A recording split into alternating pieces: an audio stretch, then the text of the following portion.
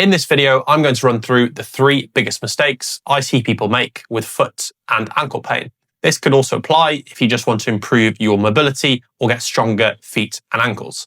Why bother listening to me? Well, I'm a physio and I've actually helped a decent amount of people fix their injuries and get back to the activity or sport they love doing. So the first mistake that people make is a lack of structured mobility. Now, plenty of people maybe try foam rolling, stretching, or doing some random bits of yoga for their foot and ankle pain. But the real thing we actually want to improve is how the bones are moving in the foot and the ankle. Now, this sounds like a bit of a weird concept, but all the methods I spoke about are just focusing on the muscles. And what you'll find here is you'll get some short-term pain relief because your brain will send a signal to that area to release tension and improve range of motion in that area for a short period of time. But if we can get the bigger structures moving well, such as the bones around the foot and ankle, then we can actually get long-term changes in your mobility and therefore in your pain as well. So the first exercise I'd use is a pronation drill. So you're going to set up in this staggered stance. And to start with, you're just going to gently start with your knee in a straight position and you're going to bend it. So your knee comes slightly forward. And I just want you to do 5 to 10 reps here, 1 set. Just notice the difference in pressure. So when your knee is straight, you'll notice the pressure in your heel. And then as you bend your knee a little bit, you should notice the pressure coming into the middle of your foot. Once you've nailed that, and you can just understand that pressure in your head, then we're going to make it a little bit more tricky. So as you've got your knee straight, the pressure is in your heel. And I want you to think about having a nice open arch at your foot. The arch is open as your knee is straight. Then as you bend your knee and the pressure goes into the middle of your foot, I want you to try close that arch and flatten it into the floor. So as you bend the knee, it's closing. And then as you straighten that knee back out, it's opening. So we're getting an opening and closing of that midfoot.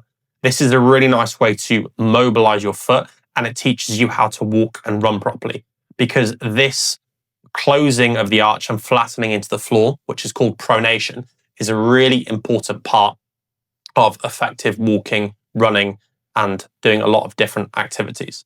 I want you to do 2 sets here of 15 to 20 reps, and you can do this one daily. It doesn't feel like you're doing a lot in this exercise, but it's far more about teaching your brain how to pronate your foot properly rather than pushing into any kind of end range or getting any muscles working really hard. Another way to assist the pronation, if you're struggling, is to just put a sock or a bit of cloth under your arch, and then it gives you some physical feedback to close onto that cloth to try flatten off. The next exercise for mobility is an inversion and eversion lift. So instead of just moving the middle of the foot now, we're going to focus on moving the whole foot together. So you're going to set up in this position with your back against the wall on your heels, and then inversion is going to be dumping your whole foot in. So all the pressure is on the inside of your foot. You're going to lift up nice and slowly and then come on all the way onto the outside of your foot. I want you to do 2 sets of 15 to 20 reps here. Again, you can do this daily. You need to notice the subtle difference between these 2 exercises. The first one is just the middle of the foot. We're mobilizing that. And then the second one, we're mobilizing the whole foot and ankle complex. The second biggest mistake people make is a lack of strength training. Now, a lot of people might try traditional strength work for foot and ankle pain. So maybe calf raises and potentially squats, potentially deadlifts, things along those lines. But the problem is we're not actually building connection and tension through the floor. You see, the way the foot and the ankle functions when you walk, run, jump, or change direction is we need to build tension through the floor, through our foot. We build tension there, and then that tension allows us to be explosive, allows us to walk well, allows us to run well. And a lot of people with foot and ankle pain struggle to build this tension through the floor, through their foot, which then obviously carries up the whole chain all the way up the lower limb into the rest of your body. So the first exercise to improve this is a floating heel hinge. So again, do this one barefoot. I failed to mention the previous 2 should be barefoot. Quite obvious, I think, by the videos. But set up in this position, slight knee bend. Heels are going to come off the floor And you're going to hinge, so you're going to send your bum back while you keep your weight forward. So your heels are off the floor. You're going to get as deep as you can into your hips without losing your back position. So your back's nice and relaxed, it's in a neutral position. Hold for a few seconds in this bottom position, and then squeeze your glutes to come back up to the top. 2 sets of 8 to 10 reps. You won't think about this as a classic sort of strength exercise, but you are building strength through your feet all the way up into your glutes with this exercise. The second one is a kickstand hinge. Stand on one leg, slight knee bend to get your weight forward. Back leg goes down for support like a tripod. Notice the hand positioning. So one hand is into your hip crease, the other hand is over your glute. Don't lose that knee bend, so your weight is forward, and you're going to hinge on that forward leg. So your hips are going to go back, but your weight is going to stay forward again. The reason we're keeping our weight forward in all of these is because that is what happens in walking and running. And we need forward propulsion, forward direction to be effective with that. So you keep your weight forward, you hinge, so your heel can come off the floor. That's absolutely fine. You sit as deep as you can into your hips. You should get a really big stretch on your glutes working hard in that bottom position. Hold for a few seconds and then squeeze your glutes to come back up to the top. If you're feeling it mostly in your hamstrings, your weight's too far back. If you're feeling it mostly in your back, then you've rounded your back and you've hinged too deep. And here you can do 2 to 3 sets of 3 to 5 reps.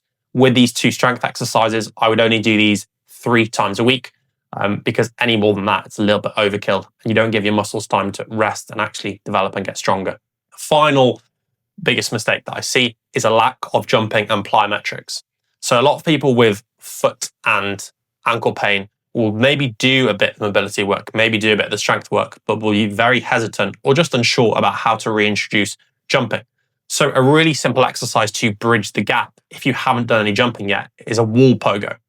This allows us to train speed qualities and improve your confidence without standing up. So you're going to lie on your back, feet are going to go flat on the wall, knees at 90 degrees, gentle tuck of your pelvis so your lower back is flat into the floor, lift your hips about a centimetre off the floor, take one leg off the wall, and then you're going to push off the wall, creating some distance between your foot and the wall, being nice and springy and explosive in that foot.